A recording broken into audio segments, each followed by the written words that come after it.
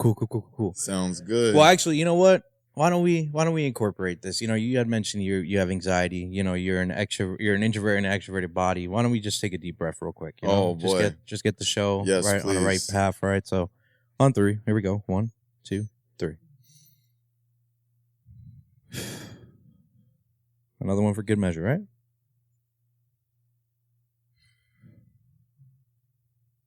Perfect. Cool. This is pretty Feeling solid, great. guys. Feeling great. Feeling I'm great. liking this so far. I like the consideration. Thank you. Of course, bro. It is you know, for me yesterday, I really had to embody that it's a bad day, not a bad life type of aspect like of way of thinking. Because I went to a Yankee game, and ironically, you're wearing the hat right now. Yeah. I went to the Yankees and Pirates Friday night, and you know, woke up at like 4 a.m., did work, and then, you know, got in my car. I just got my brakes and rotors done. I'm feeling great, Nice, you know, bro. because I needed everyone to be safe because I'm driving. You got now, it. you know? Exactly. So, anyway, we're driving down there, and we get to the turnpike, Okay. the New Jersey Turnpike, right by Fort Lee was the exit. Fort Lee. It's like the one right before the George Washington Bridge. Right before I have a straightaway. Nothing's happening, right? Nice. We're cooling, right? I'd go to like get to a different lane, and as I'm shifting into a different lane, my back, all you hear is pop. Oh my god! And I'm like, damn. I'm like, something that's not good. And my friend goes, "What's that?" I was like, "Oh, I think we just got a flat." And then the car goes low tire pressure, and I'm like, "Oh, yeah, great." So I pull over. Everything's slowly processing. Yeah. I pull over, and you know, luckily I had a donut and a spare, or excuse me, I had a donut. And wait, speaking about donuts. Yo, yeah, man. This is not a plug to Dunkin' Donut, but guys, this is GOMMi J here, joining us for the Middleman Podcast, Hello, episode 116. He brought us donuts. That's a first, so thank you for your consideration, bro. Of course, man. On a for real, but this is not a Dunkin' Donuts ad, but this is some real shit, though. I appreciate you. Not a sponsor. You had said you feel like we work hard, and we do, so we really do appreciate that, man. That's bro, a lot of love. But back to the story. So, you know, we get a flat. We're off to the side of the road. We get the donut. We get some air. We go to the game. I haven't drank in 6 weeks. Okay, Good for you, bro. I didn't drink alcohol. That's a big step. I had like a little bit of just like a step back. I was like, yo, let me take a step back because I was going through some shit, and I was like, hey, drinking ain't helping, so let me get right. But I was like, you know what? I want to start practicing drinking at a real like occasional thing. These are my friends. These are my people. These are like people who I haven't hung out with in a very long time. I knew I wasn't driving home. Our DD was pregnant, so I was straight, right? Oh hell yeah! So, yo, that's kind of promising in a way. I'm already pissed off because like the plan just didn't go as planned, right? Yeah. So I'm like, all right, well, I bought these Twisted Teas. I shotgunned 4 right before the game started. Good for you, 4, bro. bang, right? Got in the game, had a little Benjamin. You know, had a few more beers. And we had a great time. The Yankees lost. That was my first Yankee loss. Yo. But all things considered, it was a really great time. And they had a game before, if I'm not mistaken. Because I was in Manhattan on Thursday, and I was going to Upper East Side, and just the train from Stamford to Grand Central packed. All these Yankee fans. And it was just like getting hectic. All these drunks, like you could tell they're prepared. Like they're already drinking on the way there. I was like, dude, oh my gosh, man. So I can only imagine, like, that must have been such an experience. It was a phenomenal time. And, you know, I was always like, you know, you got to say like positive when these things happen. I'm like, I'm going to go home and I'm going to go to sleep and wake up the next morning. They're going to be able to patch my tire. Everything's going to be okay because it's in the middle. They can't patch the tire. Because there's a bubble in it, bro. There's a whole bubble in it, bro. And like, I'm not gonna lie, I kind of teared up yesterday. I was so frustrated, bro. I was so like, damn. I was like, when they told me that on the phone, I'm walking down the street. Someone was walking ahead of me, and I just go, "Fuck!" Yep. And he turns around, and I'm like, he's like, "It wasn't you. It wasn't you. I promise." But yeah, man. So. Shit. But all things considered, as I said, it was a phenomenal time. Nice. We're here today. It's a beautiful Sunday. Welcome to the Middleman Podcast. Okay, I'm sitting here with GOMMi J, episode 116. Yo, yes. GOMMi pleasure J, to be here, man. Of course, man. How you feeling? Yo, honestly, things are pretty good, man. I just recently like quit indulging, or as they would say, gardening. Okay. Yeah. And like I'm feeling a little more clear, like level-headed. It's just really nice, bro. Like it's been something, I wouldn't say I was dependent, but I always did it with moderation, of course. But after some time, I was like, bro, I just recently went back to school. I'm working full time, school full time, and doing music. I'm like, bro, I do not have the time to be kind of like fucking off. Yo, can I curse on here? Yeah. Right. Oh, yeah, I bro. curse a lot already. See, so like I was just like kind of fucking off all the time. Like I'd get smacked, and then I'm like, oh, do I really have to do all these things? It's like, nah, bro. Like they're not contributing. My girl always says, yo, not even always says, but like she was like, yo, I like to look at it because she also quit smoking too. It's been like a month for her, so big ups to her. Yo, shout out to Kayla. Good, I'm proud of you. But like she was like, yo, like I quit smoking because it's not contributing to my long-term goals. I was like, shh. So it made it a lot easier to like separate myself from like, if we go like even at like the show that we had last night, I was just like, bro, I'm just gonna stay away from everyone that's smoking. I don't need the temptation. Yep. But like I'm feeling good, bro. Like my head feels like it's in the right place. The workflow, like creativity has been like fucking flowing like crazy. We got like projects on the way. Just recently dropped a single yesterday for the Lion Link. It's my boy Jazzy Lion, man. Yo, shout out Jazzy. Jazzy Lion, yep. Bro, his catalog, I don't know if you guys have checked it out, but definitely check it out. He's like dropped like fucking 50 projects within like a year and a half, maybe a year. And I'm like, oh my God, bro. Like his consistency and just like his work ethic. I'm like, bro, I definitely got to tap it more. Where's he based out of? Delaware. Delaware. Okay. Yeah. So he made it up here for the show yesterday. And even still like talking to him, he was like, yo, like the single that we just put out yesterday at midnight, it was just a single off of his upcoming project. So I'm excited for that. Jazzy Lionhead. Yeah, man. Okay. He's got like he's got potential. I was under the impression that he was a producer. Yeah, he is. Okay. Yeah, so he's just working with like various artists and pretty much like he's very versatile. So it's nice. Does he ever step in the booth? No, never. Oh, okay. That's usually, really cool. Though, a lot of producers like you see it now with like Alchemist and just I'm trying to think too, if I'm not mistaken, like Madlib, even like you can kind of tell, or like Cardo. A lot of these guys, being a producer, it's easy for you to find that pocket when you're like rapping. Yeah. So I wouldn't be surprised if he's got bars. Got some freestyles. Yeah. That's really cool, man. And I'm happy I did pick that up because I was looking at it as well. I was listening to your newest track. And I was like, no, I think this guy's a producer, and he definitely is. So that's great on you to make that relationship with him. And you just reached out to him because you met him on social media. You heard his music. How'd that relationship start? Yo, I was at work, and it was just like on Spotify. It's like artists you might like or for you or recommended. Cool. And he dropped his first tape, which was like it's called Eggnog. It was like a Christmas theme one. And I was like, dude, who is this guy? And like I always like to give credit where it's due. And I saw he was like a small artist at the time. So I reached out to him directly, like, yo, just so you know, like, this shit's fire, bro. Yeah. Pretty much. And he was like, yo, thank you so much. And then we were chopping it up, and he heard some of my stuff. He was like, yo, your shit's hard too. I was like, all right, cool. Like, I really appreciate that. We got familiar with each other. Now we like built a friendship off of it. And I like to just work with like, especially in the area, bro, like a lot of these guys don't take the initiative, or they don't have the platform, or there's something that's always like I guess interfering with them getting everything out there. So it was really nice. So like if I have like artists, like there's this one on the album I did, the Nomad one, there was a producer, Reason. Yep. He's like based out of Argentina, but he doesn't really like, is that Valley Boy that you did the one? Yeah, Valley Boy. Right, and cool. He did Gloomy Walls. And if I'm not mistaken, I think he did 1890.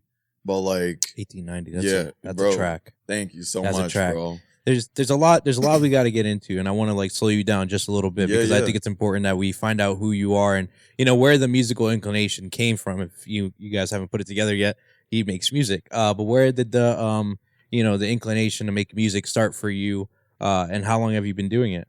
Oh boy. Like I would say I used to like fuck around and like freestyle when I was like younger. And I feel like a lot of kids that like dibble and dabble in music now, they'd make that like that statement where it's like, oh yeah, I like to mess around and freestyle and just bullshit pretty much. I never took it serious. And my uncle was he was very like big on rapping, and like him and his boys would like make little mixtapes and whatnot.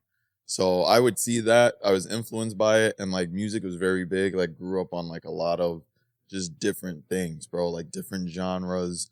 And I can see that. That's really what sparked it. And I think when I got to high school, even meeting my boy Knights Radio, he did the 100 Degrees joint on there. Yo, shout out to Knights Radio and Reason. I don't want to be mean. But literally, like, I remember when I graduated, he reached out like, yo, bro, I make beats too. I was like, all right. And then I started to see all these people reaching out to me. And my little brother now, he's making beats. Shout out Anthony. And bro, like, I'm starting to see all these people. I was like, bro, right now I'm like the center of this, where I know these people making beats, but nobody's saying they like rap. Nobody's writing. So like when I got to college, that's when it took off. I started making beats first. I was gonna ask, did you ever? Yeah, I started making beats first, and I really like fucked with like loops and sample heavy. But then I was like, bro, like I gotta kind of like do something else. It's like I was just getting kind of like bored and it felt very tedious, and like it was a lot easier for me to structure words, I guess, in my head. Yeah. And just put them out there as opposed to like re-looping the same beat and cutting it up. And after a while, bro, I'm like, I get impatient.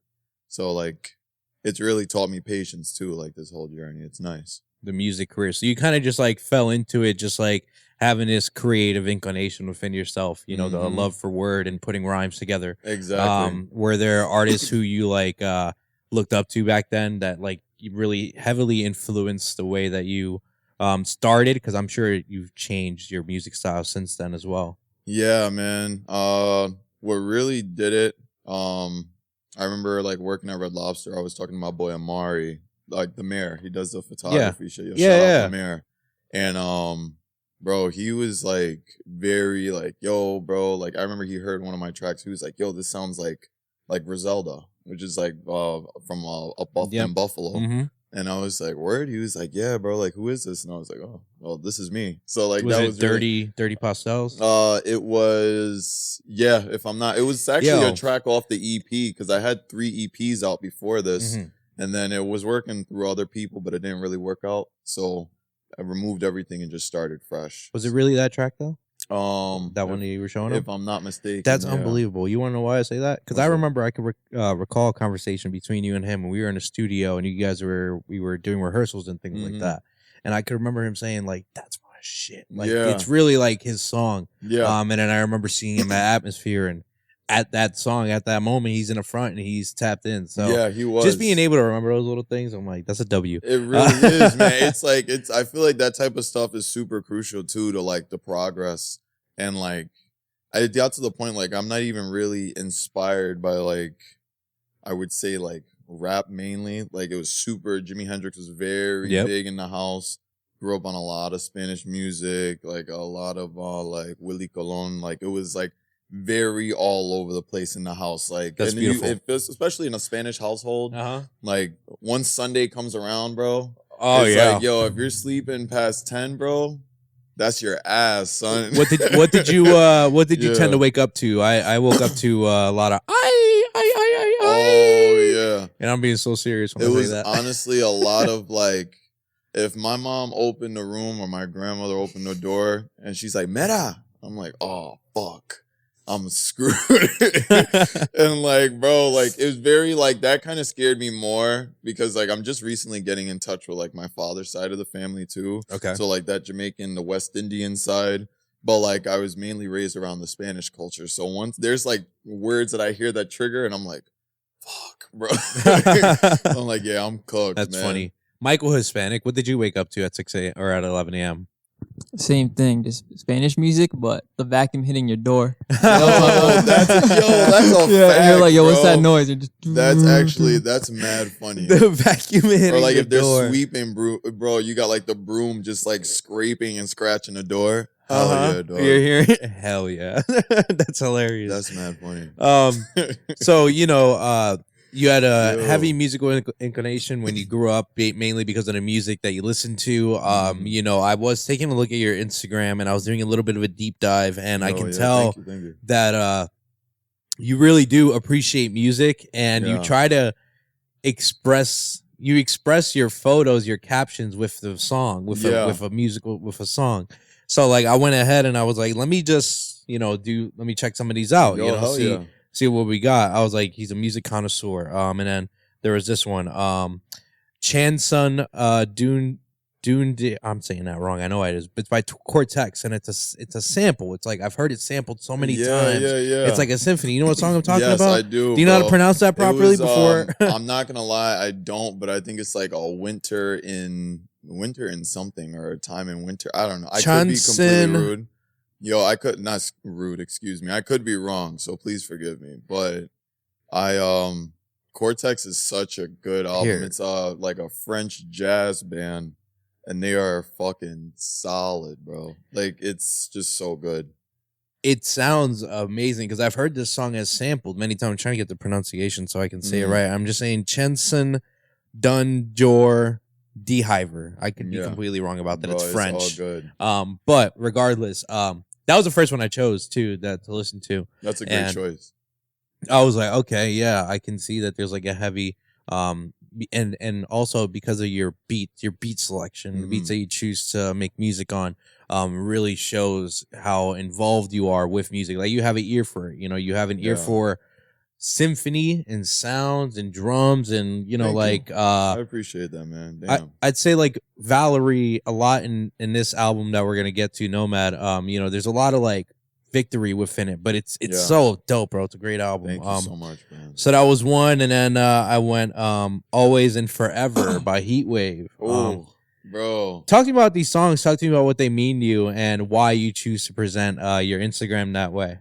Bro, I seen, especially like with my girl, and I see like some of my guy friends will be like, yo, I need like a caption. I can't put a post without a caption. And I'm like, bro, sometimes like my girl has captions on draft, bro. Like just in the memo, just so when that time comes, she's like, "Yeah, I'm ready." So it's like oh, poet. Exactly. So like I was like, bro, I see myself trying to do like the captions, and I would have like corny shit, and I was like, bro, I'm trying to force something that's not really a thing. So it's like I think it started with, I remember I was listening to like Free Nationals.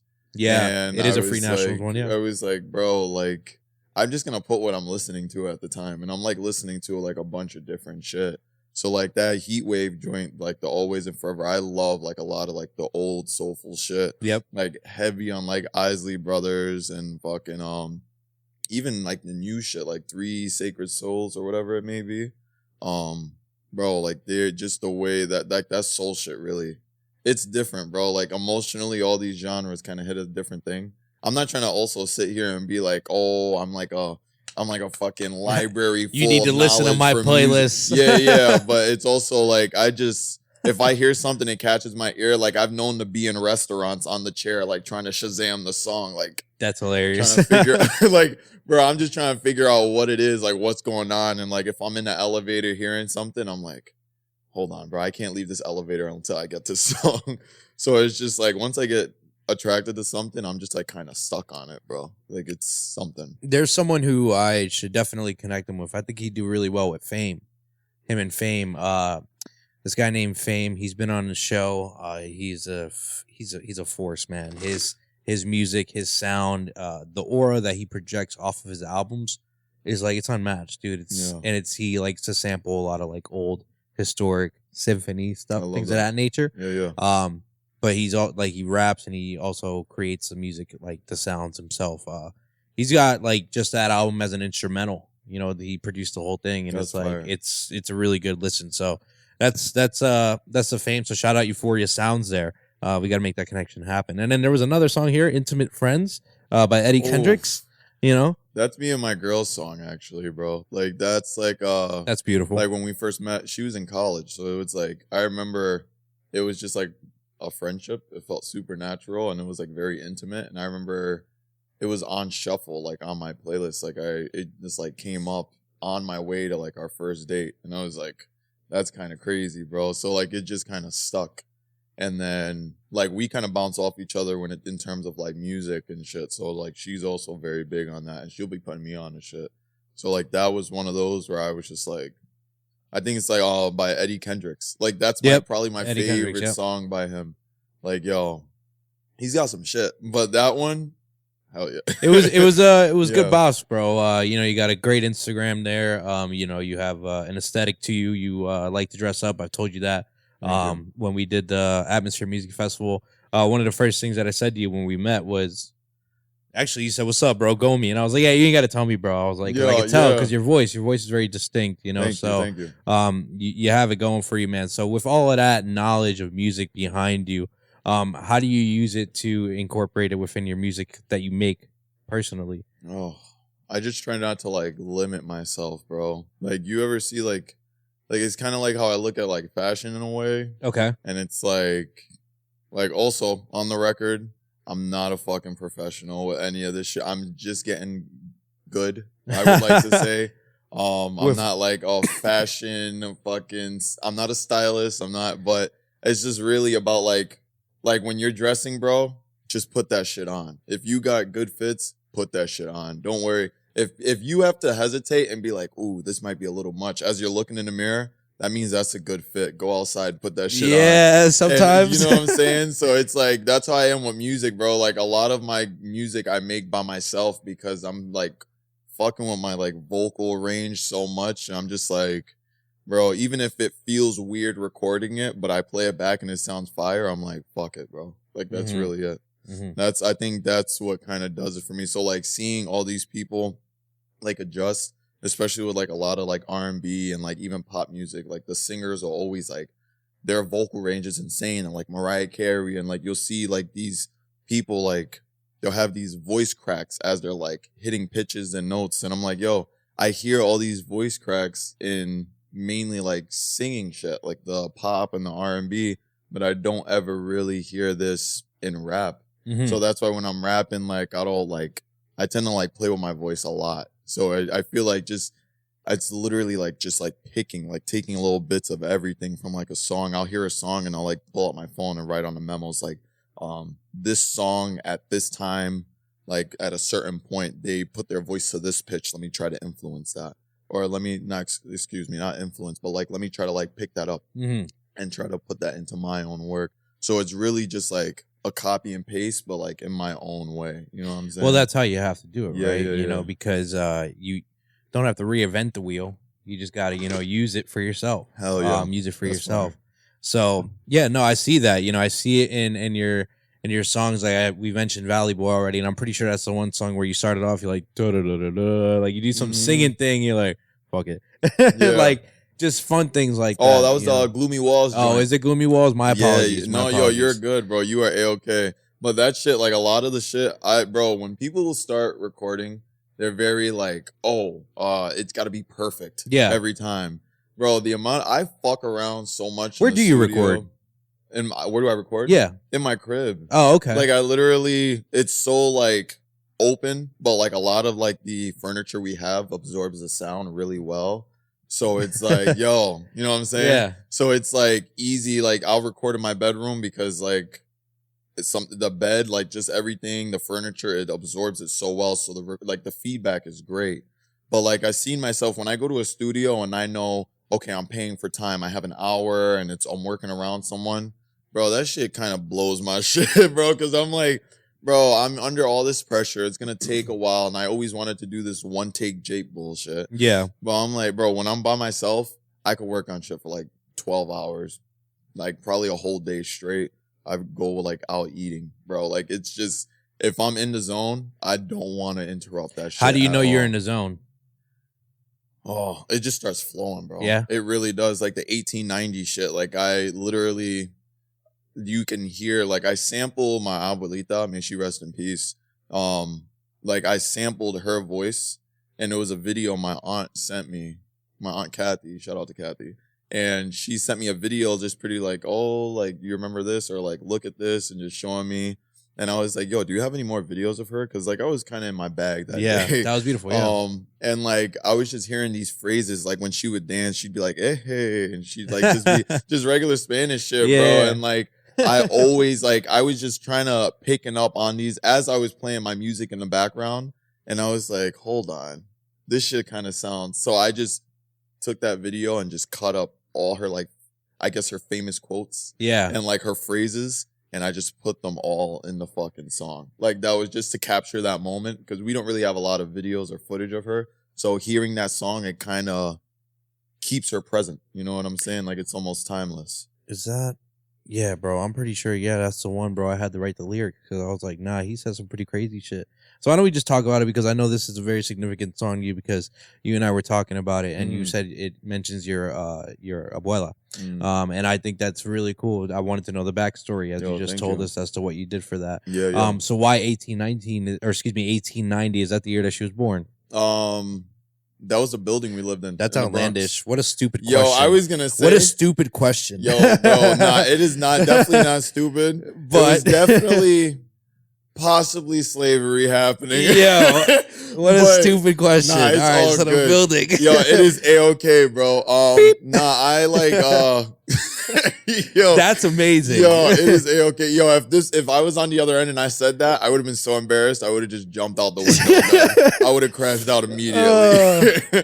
But like, bro, 1890, we lived on 1890 Andrews Avenue in the Bronx, bro. So like, I just took like that building was significant. And when my great grandmother, she finally moved out of that building, we were all like raised there. And like, it was like fucking, I think like at one point it was like 7 of us in like a 1-bedroom. And it was just like when she finally got out of there and she was like being taken care of like in a different home, bro, once she got out of there, maybe a month or so later, I could be mistaken, it caught on fire. Oh, wow. Like literally like it kind of like got fucked up by that flame.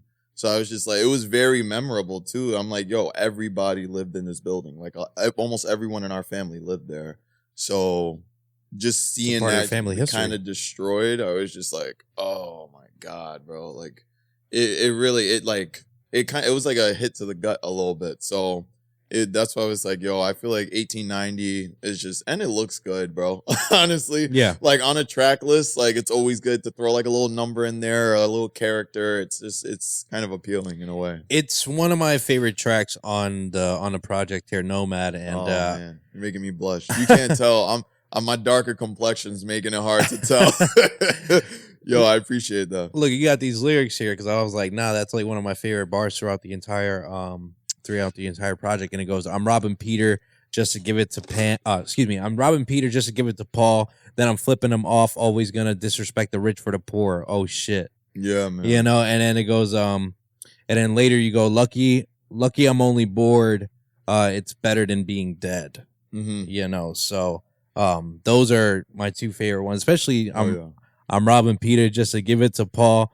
Then flipping him off. I'm always gonna disrespect disrespect the rich for the poor. Like you're hitting the pockets on that too, bro. I try, bro. It's all about like not even alliteration, but it's like really like, sorry to cut you off too, good.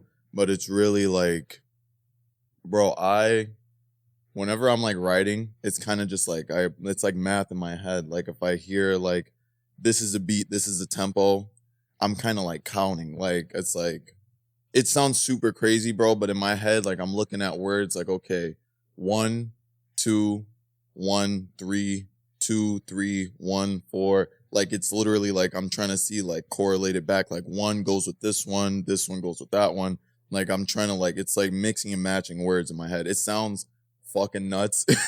But in my head, like once I hear a beat, I'm like, okay, like I already know how I got to structure this. I know when my cadence is supposed to be, I got to start punching this shit in.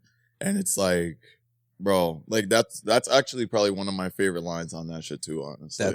That's a great bar, bro. The alliteration, as you said, right? That's the term you said, alliteration there. It's just, it's great, man. It's one of those lyrics that like someone will sing along with you. Yeah. You know, because they hear it, they hear the rhyme scheme in it. So that's one of my personal favorites, 1890. We're going to continue talking about NOMAD, but this is going to be a break real quick because we're going to get into Tea Time. Not brought to you by, but inspired by Arizona.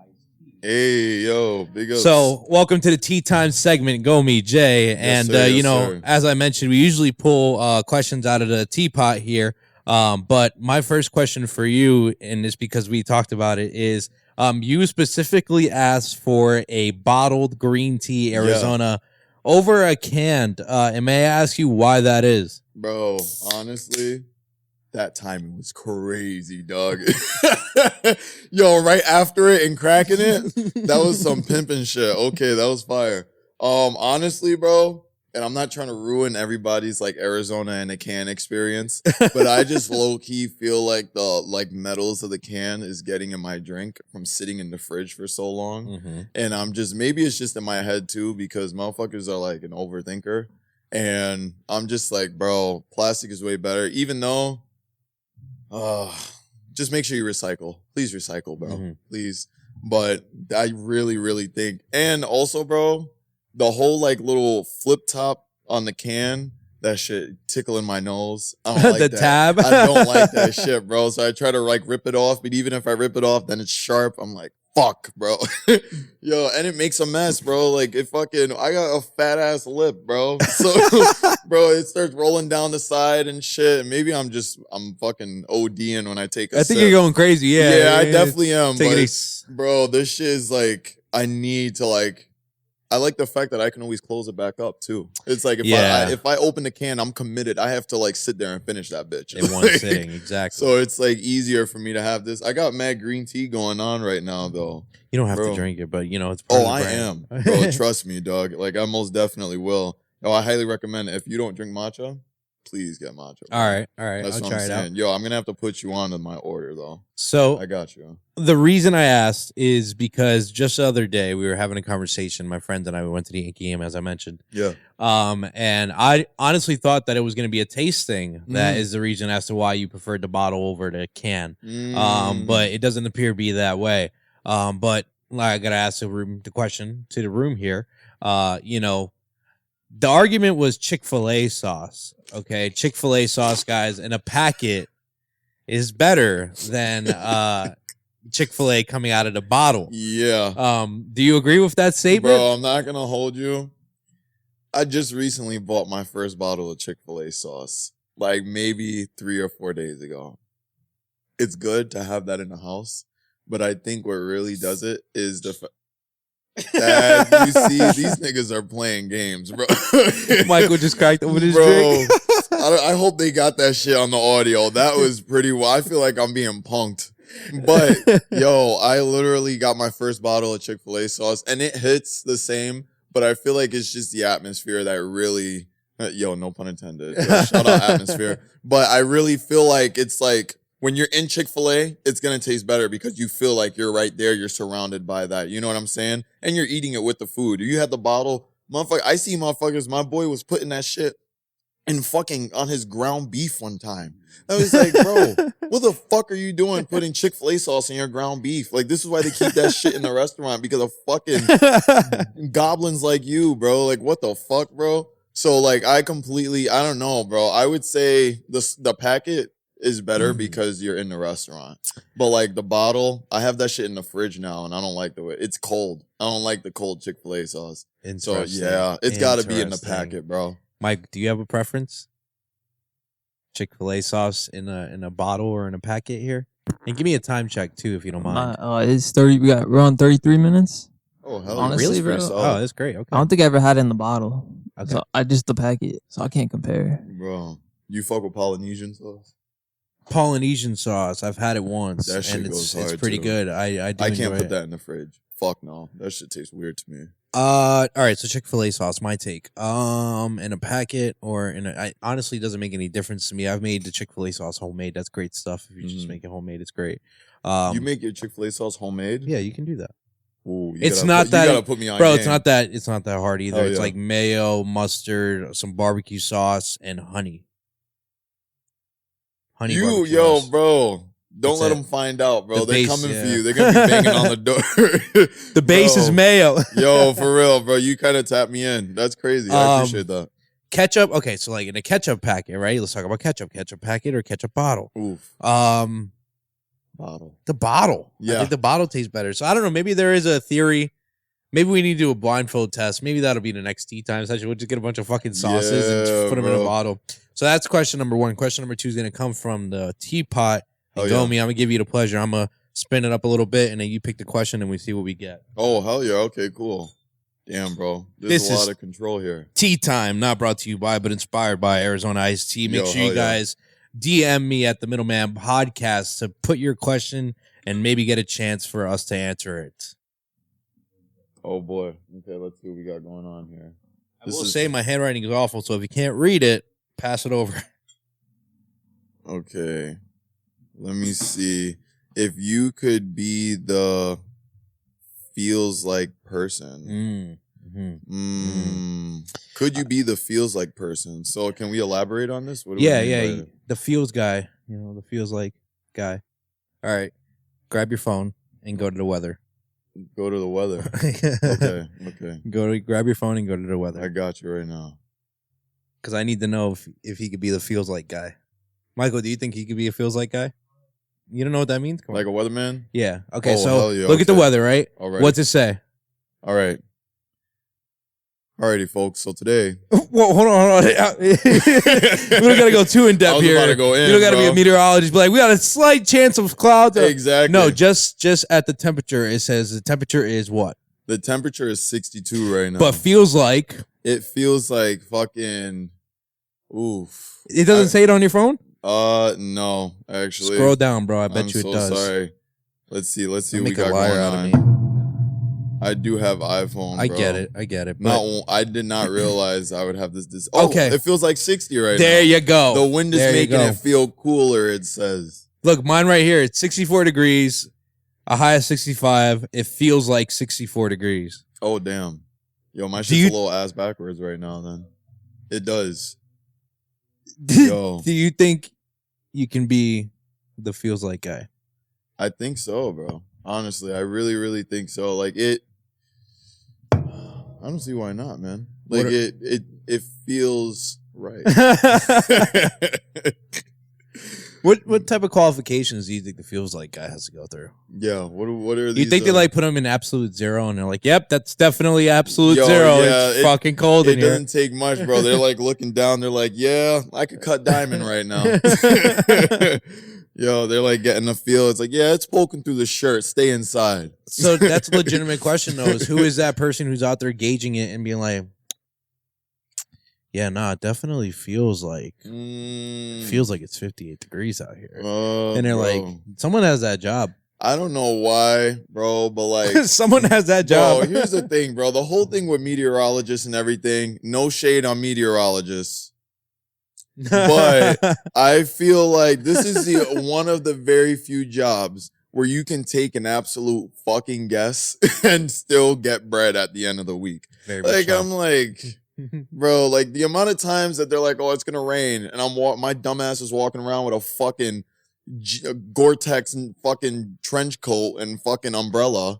And it's hot as a bitch outside. Yeah. Like, bro, that's what happened when I was in Manhattan. I'm like, bro, I'm sweating balls right now. I got all these layers, bro. Nothing's happening. It sounds like I got this big fucking beef and resentment with meteorologists, but it just, I promise I don't. You guys are safe. I used to do a segment on Snapchat, and every now and then I still do it. It's Kevin the Weatherman here reporting to you live from downtown Scranton. It is currently raining cats and dogs outside, so make sure you get your raincoats and don't forget your ponchos. You know, like just shit like that. Yo, that was smooth, bro. Yeah, yo, man. Somebody sign them up, bro. I used to love doing that shit, bro. It was so much fun. I remember there's this one where there's like a river in the street. I'm like, what the fuck is going on? Like, it's great stuff. But with that being said, guys, that is tea time, not brought to you by, but inspired by Arizona iced tea. I know if you're drinking it, I'm gonna just cheers here. Yo, salud. Salud. Arriba. You know, it's funny. We're talking about some of it spilling, and guess what the fuck just happened? You see what I'm saying, bro? That's what I'm saying, bro. It'd be coming out to get you. Oh boy. His argument is valid, and it's 5 o'clock somewhere. Back to the show. It is 5 o'clock somewhere, bro. Back to the show. So definitely really want to talk about some of your earlier released songs, and then we'll get into NOMAD here. But the one that I pulled out specifically was Terracotta Floors. Yeah. And that song, well, I don't know if I want to tell you what I think about that song or if I want to hear what you made that song for, because I think it's very significant, especially behind a name. And then you hear the track and then you do some research and you're like, okay, it could be either or. So, boy. So is it coming? All right, you know what? Let me just ask, let me ask you it this way. Is this song potentially coming a little bit from a religious standpoint, although you say I'm not even that religious in the song? Or is it coming from the thought and history behind the terracotta floors that they are one of the oldest tiles that's ever been produced, and you're trying to stand on it longevity wise? Yo, so I'm really happy you say that. I honestly named it terracotta floors because we had like this section in our crib when I was living in Carbondale. And we had like a pretty big house, and the tiles were terracotta, like they were like clay tiles. And it's like when in the line I says I praise the Most High, I live to see another day. I tap dance on terracotta floors and sip the Perrier. Like it's literally in that moment, me being on it. Like this is what I'm talking about. Like I'm immersed in the moment, and I'm like, yeah, I gotta write this. Like I was literally comes from. My mom would buy like shit by bulk all the time, bro. And I remember we had, for some odd reason, a case of Perrier in the fucking crib at the time. And I had to walk past that to go upstairs. And me listening to my music, sipping my Perrier, literally dancing in that little office space. I was like, bro, here I am dancing on fucking terracotta floors, drinking Perrier, and that's it. Like it literally, like it's just me capturing that moment, and that's literally where it starts from. Like I have an idea, and this is what I mean. Like once I feel that spark and it gets flowing, it's a wrap, bro. So it really, I could say, it could be whatever stance or whatever take you have on it. Actually, I really like that. There's no wrong or right answer. Yeah, everybody kind of has the right to their opinion in this sense. I gotcha. No, I definitely. I thought more so. I really thought more so because, correct me if I'm wrong, you do say I'm not even that religious though in the beginning, correct? Yes. Okay. All right. Yeah. So I really thought it could have been a mixture of both. My family's religious though too. Okay. Like they're Roman Catholic, and I grew up Roman Catholic, but I'm more so. I don't like to talk about religion or politics, you know, but I will just say I just believe there's a higher power, not specifically one. Like some people believe in Allah, some people believe in Ganesha and all this. So I feel like to limit it to one, it feels a little selfish. Like it just feels, I don't know, it just feels kind of like inconsiderate. So I'm just like, I believe in a higher power. That's why I say I praise the Most High, but I don't really specify who I'm praising, you know? Yeah, man. That's a great track. And is that the first or second song that's released on Spotify that you ever released? No, wait. What was the first track you ever released on Spotify? Red Label. Red Label. Yeah. Okay. And Red Label actually made it on NOMAD as well. It did. Terracotta Floors did not. Terracotta Floors is actually going to be on this new little EP we have coming up. Me and my boy Knights Radio, we worked on a bunch of tracks together. So we have an album we're working on, which is going to be, I think, like one of his debut joints. And then I have like a little 3-track EP that Terracotta Floors is going to make an appearance on. So it's just kind of like a little teaser. Like I like to like test the waters, introduce like new artists slowly. Like, yo, this is such and such, and this is this guy. So it's like on warm welcoming or the warm welcome on the beginning of the album. That's my boy Tokyo Ghost, and he's like on the West Coast, but like, yo, he's nice with it, bro. So it's like it really just like that alone. It's like him being the first song on the album. It's like a slow intro. Like it's also like a special guest appearance. Like I kind of like to treat my album like, hey, this person's like making a little cameo where it's like it's a TV show in a way. So it's like really just testing the waters. I think that's why. I'll add to that with saying that listening to your album, I was like, you know, there's cameos in here. And I was like, it could really play out as a full concert show. It could. That's why I try to do it. I always try to perform with like, or not perform, excuse me, but like record with the intent of like, if I was seeing this like relayed back to me or performed in front of me, what would I want to sing along to this? Would I want to like go into this? Like, is this something I'm going to hear and my head's going to turn and be like, oh, hell yeah, I got to get to the stage right now. It's like track one. It all tells a story. So why did you name it NOMAD? Let's talk about the album. Your newest complete album that just came out, maybe 2 months ago? Yeah. Okay. Yeah, actually, yo, it's like, so like I was going through like a period in life where I was very all over the place. We moved to Carbondale. I was living in one spot. Then I lived with my gram and my aunt. Then I lived with my parents. Then I left my parents. When you're young, you're like, oh, I could do everything on my own. Fuck all this shit. I don't want to listen to these rules. Your house, your rules. I'm gone. Like, it was one of those. So I like dipped out. I was living in my car for a bit. And I got tired of living in my car. I ended up getting my own place. Didn't like that. I was living with like this chick at the time. And then fucking left that, went to college, stood there. Pretty much just me trying to find room and board wherever I could go. Because I didn't want to go home. And the atmosphere at the house was so unhealthy at the time.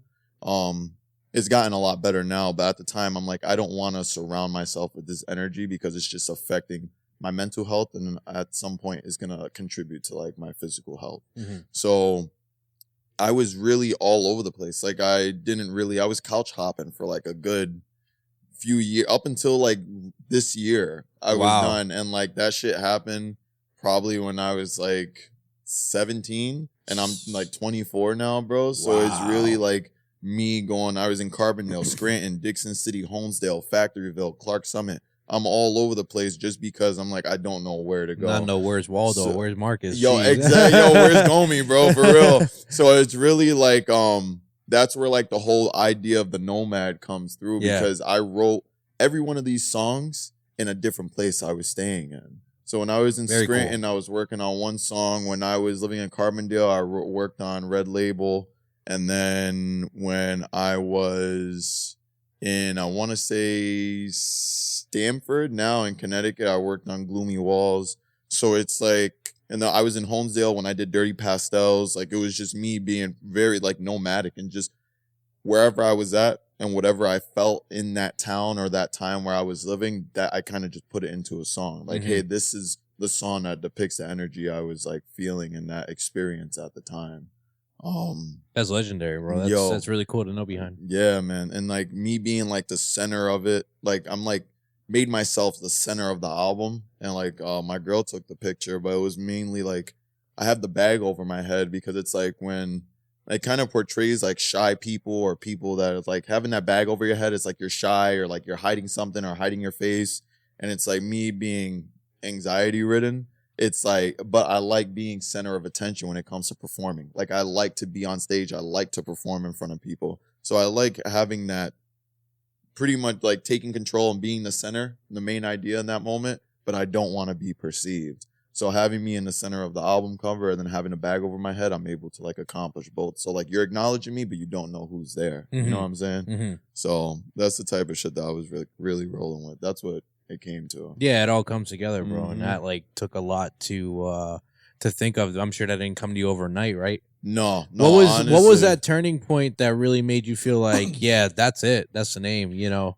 The idea behind it, you know, there's something had to flip for you to be like, that's it. Because like you took all those years and experience throughout your life, and then at some point you were like, "That's it." Yeah, it makes sense. Yeah, it really. Honestly, I think it was just. I remember talking to my boy Mach 1. He did the NOMAD single on the album. And we could talk about that too as well. Yeah, and he has his own band. Like he was doing a couple other bands, and he like went on tour and shit.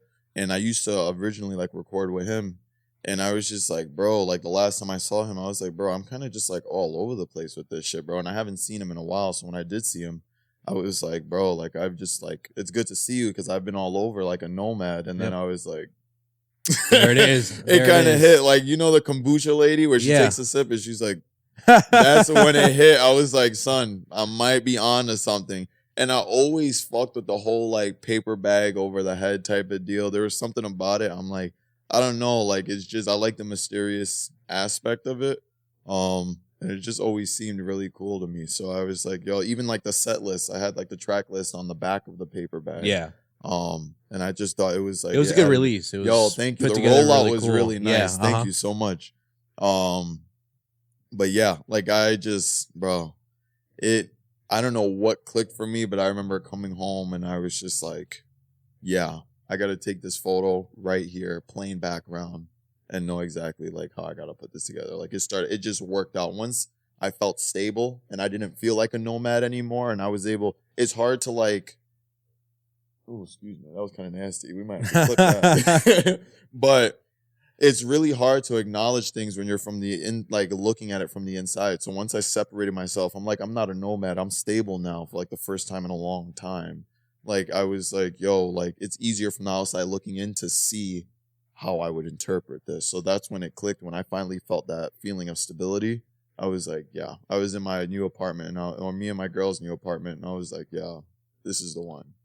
The track Nomad, you had talked about how Mac One was playing the guitar, and I have it here. It's like for me, it just felt very like a desert, eerie type of like like you're walking through the desert. Yeah. Yes. So it made sense. I'm really happy you feel that way too, because the minute I heard it, I was like, bro, I don't even know how to like interpret this. Like, I feel super lost. And then I was like, well, you know what? It's like you're just wandering through the desert. Exactly. Yeah. That was the whole point. Yo, I fuck with you heavy for that, bro. Because it's literally, that was the main concept. I was like, I want to put this right in the middle of it because it's like a good transition. And it's like kind of like you're taking a break and like, you're like, holy shit, like it's like me still wandering. So in the middle of the concert, you go behind backstage, wardrobe change, you come back out. See, that's it, bro. Division. Yo, you're hired, bro. Well, like that's exactly what it was. Like me doing all these tracks and then still wandering. It's like, what is he doing now? Still like he's still a nomad. The music's playing, he's still walking around. I would definitely love to do like a video for that and have like an idea for that, but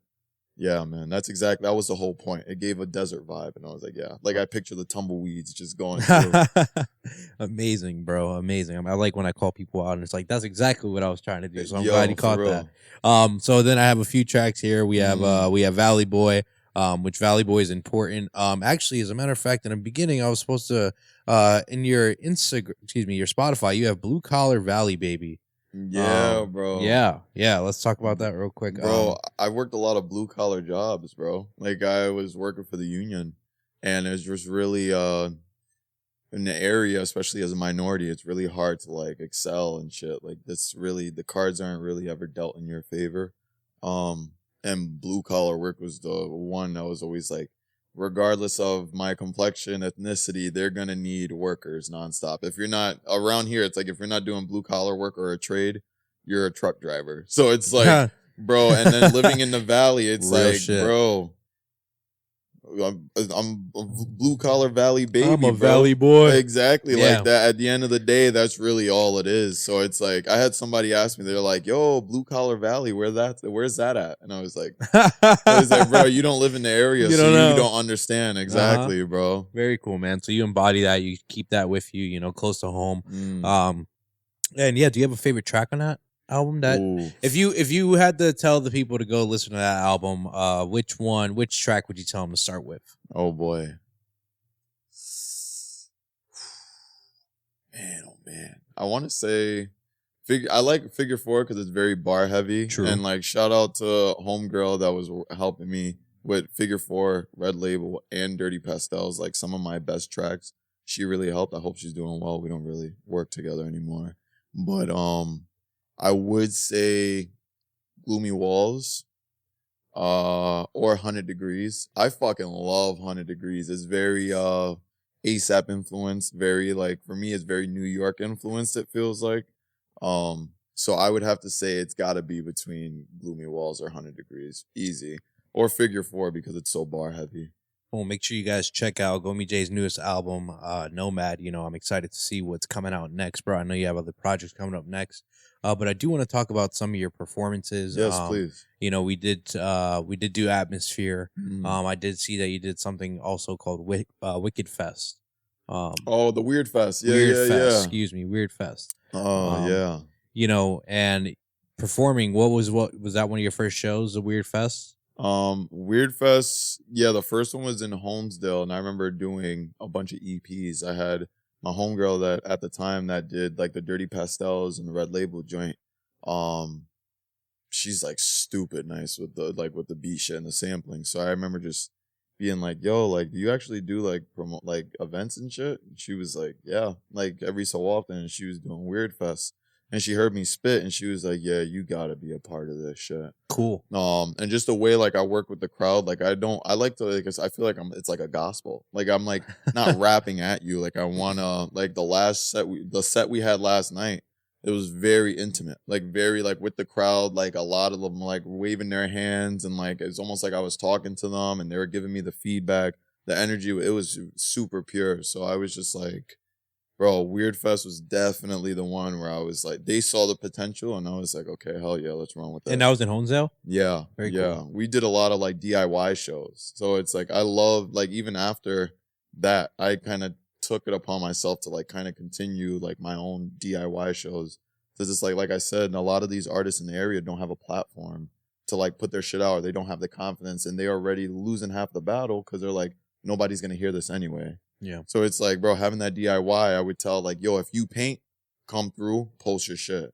If you sell merch or you do clothes, come through, sell your shit.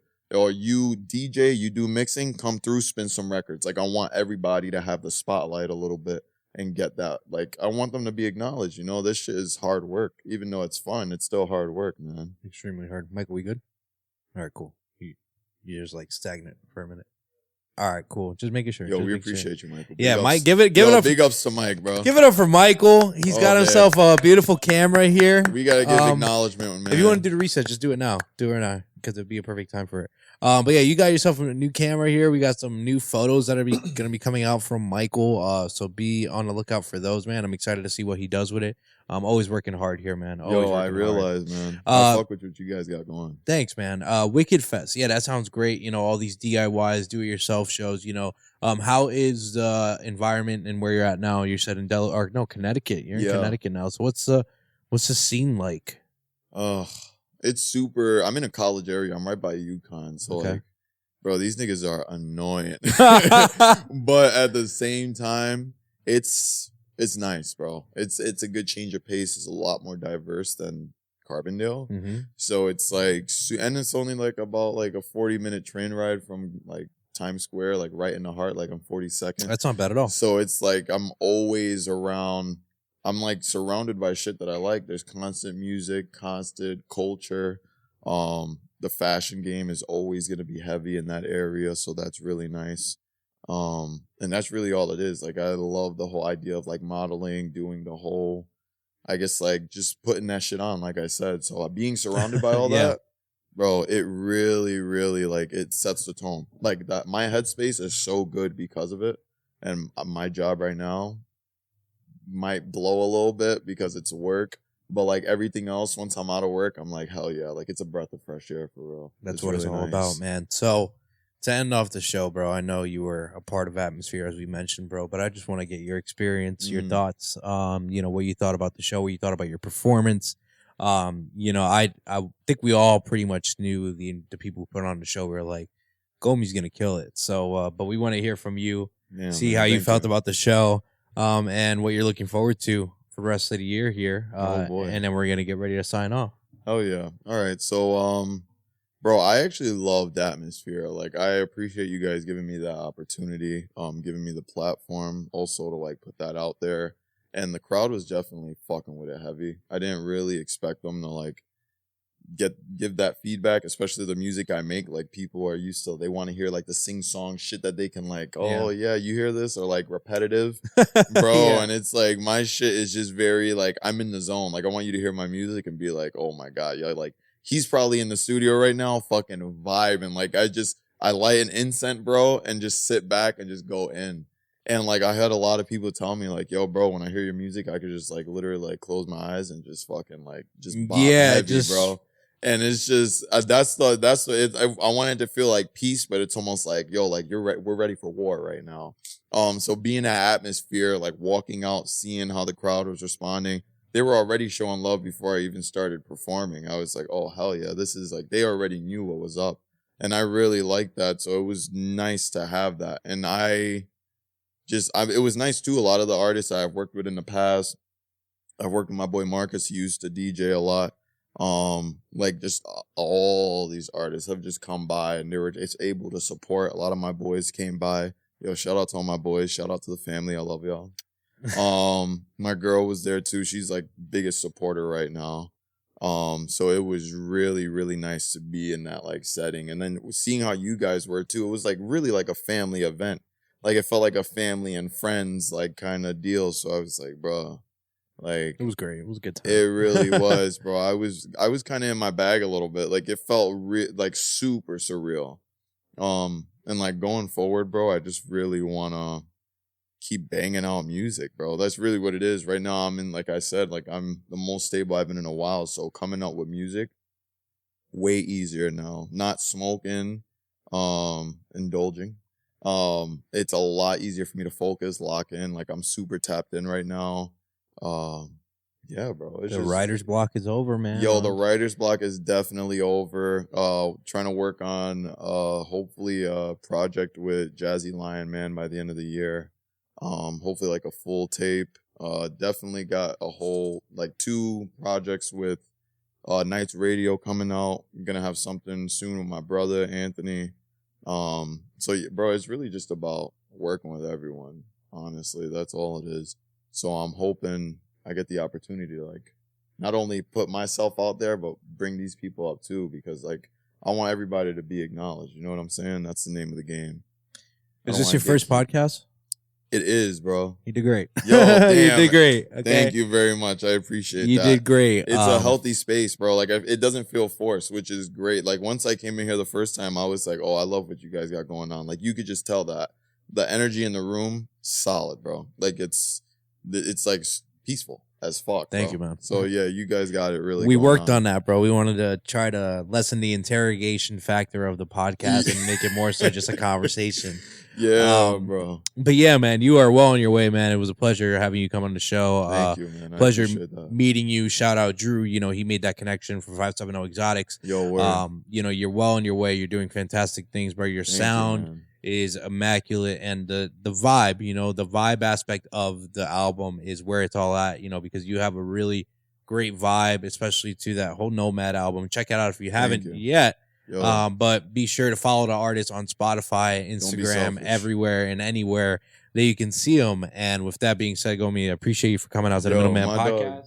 I appreciate you, man. If there was anyone I didn't show love to or shout out, I try to give my flowers while you can still smell them. But just know I appreciate y'all. I love all y'all. It's all love at the end of the day, bro. And bro, put that shit on. Put that music out there. If you're banking on shit and you're like, yo, I don't know what to do, put that shit out there, bro. You can't be your only critic some of the time, bro. So like, it takes a village, dog. My girl's mom says that all the time. So it takes a village, bro. Like you got to just put yourself out there a little bit, even though it's scary. It takes a village. And with that being said, I am the man in the middle, Kevin Martinez, signing off for the Middleman Podcast, episode 116, on the way to episode 150. Thank you for watching. Peace. Peace out.